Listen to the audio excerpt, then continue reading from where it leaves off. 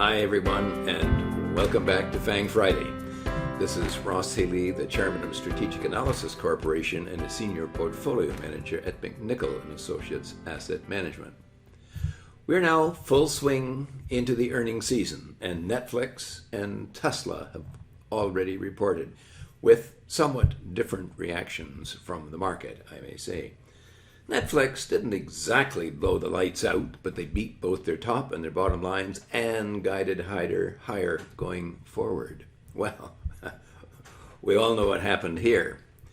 Tesla had record revenues, all right, but did not exactly guide positively and did not buy back stock. That was treated as a big fat nothing. Other companies that I've been watching have been beating either the top or the bottom line forecasts on one hand, but being cautious going forward with decidedly poor market reactions. So why do we care? Well, Microsoft, Alphabet, Meta, Apple, and Amazon are all reporting next week. So this is going to be a very interesting week for the FANGs. Stay tuned. In market terms, at its recent low at about 10,300 and so, the Nasdaq came within a whisker of hitting its mid-super growth price. That's 5.5 times adjusted book.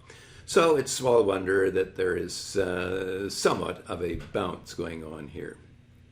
The Standard & Poor's, however, hasn't come anywhere close to reaching its own next targeted low. So the rebound isn't even across the board. Let me remind you, however, that there is an excellent trading opportunity coming up. Not today, and nothing too immediate, but one is coming if history is any guide. Having our SVA service will allow you to anticipate and prepare for that event. And that's one great advantage of being a client of ours. You can closely monitor your own SVA chart so you can see when the market is blowing smoke or if changes in the air. When changes are coming fast and furious as they are now, and as I expect will be likely to be the case for some time to come, joining our investment community will keep you right up to date with all of your portfolio holdings and keep you well informed. Just go to www.strategicanalysis.ca/pricing and get started today. By the way, our fees are more modest than you think. One good SVA trade will pay for our service for years, as a couple of our FANG Friday viewers who became clients of ours this year have already found out. Now, before we take a closer look at those FANGs and what's going on, as always, I do like to say thanks to everyone who likes this video and all our subscribers. Okay, there was 4 companies last week which came down and hit good support. And let's see what happened to them this week. The first one is Amazon. Had a nice little bounce off its bubble price. And remember, of course, that bubble price is a low going all the way back to the beginning of Amazon. So the bubble price is a very, very significant support level. Anyway, holding there nicely. Alphabet came down to its low super growth price. That's 4.5 times book value. Look at it's holding in. It's a little mushy today, but it's holding in right now. I almost have to say, not with a lot of conviction, though. And by the way, same thing is happening with Meta. It's also had a bounce off its mid-growth price. That's 2.5 times book. But today it's kind of setting back towards that level. Again, a bounce without a lot of conviction. And the same thing with Tesla. Now, Tesla had record revenue, but as I say, they have disappointed. The stock just sort of continues to hold right there at its HB3, which is 16 times its book value. Apple, I still can't say anything about it. However, Apple is going to report next week, and we're finally going to get an updated balance sheet, and we're going to find out where that HB6 price is.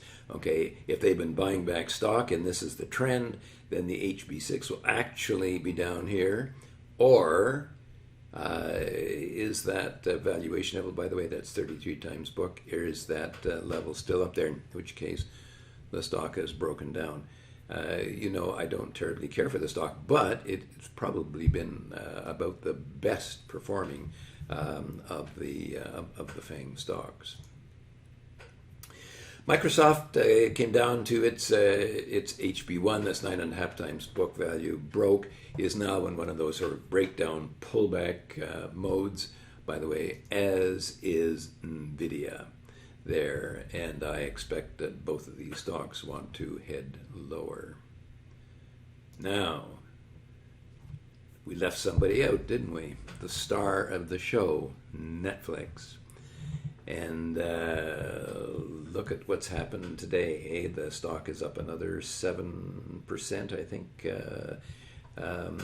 as of last count, and it's broken out over its mid-super growth price. That's 5.5 times book value. Now, actually, I want you to look at this chart as a whole, because I want to draw your attention to something that is quite interesting, and by the way, fairly common. When a growth stock breaks its support at its bubble price in particular, okay, the message is that sort of hypergrowth is now slowing down. And when that happens, the stock will tend to pull back, and it will tend to pull back to its super growth price. Now, if, however, growth remains, then we may get a nice rally. And it's very, very common for these kinds of breaks to bounce off their super growth price and actually retrace all the way back to their bubble price. I've seen this in so many instances. It's just amazing. Nortel was one famous case that did that. So I would not be surprised to see that Netflix may be heading back to its bubble price again. So I guess we hang in there, eh? In summary, Amazon, Alphabet, Tesla, and Meta are holding after falling right down to key breakpoints. I must admit that I would like to see more trading conviction as far as Alphabet, Tesla, and Meta are concerned in this, what do we call this, a rally. But now you know, by the way, where your stop loss levels should be if they fail there. I hope you have jotted them down.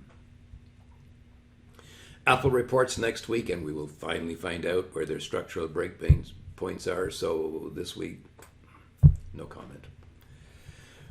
Microsoft and NVIDIA have checked back up towards their key breakpoints after breaking down. But I can't reverse my sells on both stocks, certainly not for now. Microsoft reports next week, which will help our view of the stock. But NVIDIA's report is far off in the future, so nothing is coming here. But the semiconductors, that whole industry is nothing to index, is nothing to talk about. That leaves me with my favorite, Netflix. I am delighted that Netflix is pulling ahead. It's now onside over its mid-super growth price, 5.5 times book, a minor breakout. So if the stock holds here for 2 or 3 more days, we will have a solid stop-loss target on the downside, which means that our gains so far, since its bottom, can now be sort of locked in if necessary. But the really exciting question is whether the bubble price, 7.4 times book, is becoming a probability. That's up from a possibility. Unfortunately, the stock market is not necessarily in your corner if you happen to be bullish. So kind of keep that in mind. The key market indices have always bottomed at SVA breakpoints, never in between as they are now. Now, if you would like to be bullish, Amazon has met my long-term target at its bubble price. And of course, Netflix is surging ahead after hitting close to its own super growth price. That's 3.5 times book, its own very long-term low. I said last week that Netflix looked eager to hang in, and this week the shares have certainly made my point. So, lots to keep in mind. As we've seen over the past 3 years in our FANG Friday telecasts, these behemoths have provided many opportunities to trade, both on the long and the short side. And nothing has changed this week. There's always more to do. By the way, I will be back on BNN Bloomberg Market Call on Thursday, November the 10th at noon. So if you have any burning questions that I can't answer here, send them in to marketcall@bnnbloomberg.ca. For now, this has been Ross Healy, Chairman of Strategic Analysis Corporation and a Senior Portfolio Manager at McNichol & Associates Asset Management, reminding you that nothing, including investing, is difficult if you have the right tools. I'll see you next week.